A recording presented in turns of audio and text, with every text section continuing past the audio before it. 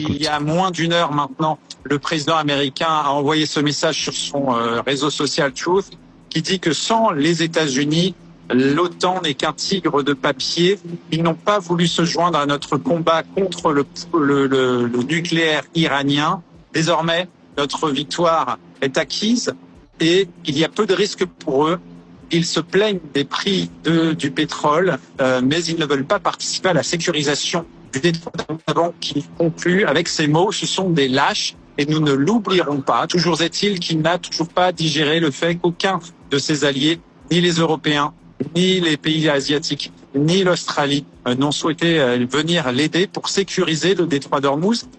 Des pays qui estiment que les États-Unis se sont mis dans cette guerre de leur propre gré et que c'est leur guerre qu'ils doivent la gérer désormais et qu'ils n'ont pas envie d'aller prendre de risques, même si les prix du pétrole, effectivement, sont des conséquences. Donald Trump, il faut le dire, est en train d'agir aussi parce qu'ici, les prix sont en train d'augmenter très fortement, plus 30% à la pompe depuis le début de ce conflit, avec un prix qui est en train de progresser jusqu'à quasiment $4 le gallon.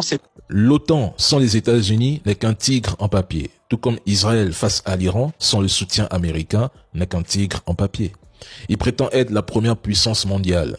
Il se vante de n'avoir besoin de personne. Alors pourquoi craque-t-il aujourd'hui?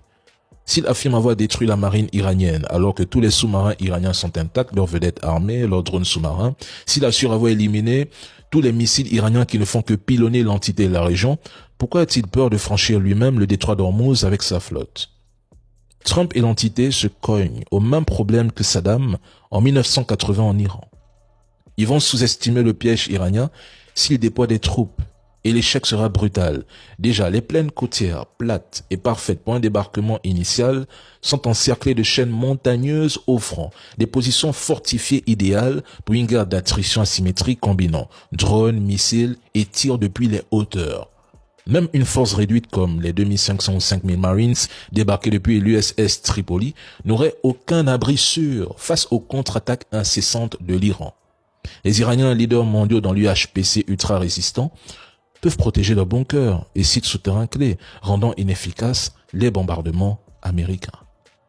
Pour une occupation réelle, il faudrait des centaines de milliers de soldats. Et ça, c'est une mobilisation et un soutien que les États-Unis ne peuvent ni assurer, ni assumer, ni maintenir sans tomber dans un enlisement catastrophique semblable à celui de l'Irak ou de l'Afghanistan. C'est un spectacle terrifiant et de plus en plus fréquent dans le ciel d'Israël. Non, c'est choquant, maman. Filmé ici par des habitants. Maman, regarde. Oh mon Dieu. Missiles iraniens particulièrement destructeurs à sous-munitions, affirme Israël, qui cette nuit encore ont fait des dégâts dans les rues de plusieurs villes. Et touché cet immeuble au dernier étage. Le toit a été transpercé. Un couple de septuagénaires est mort.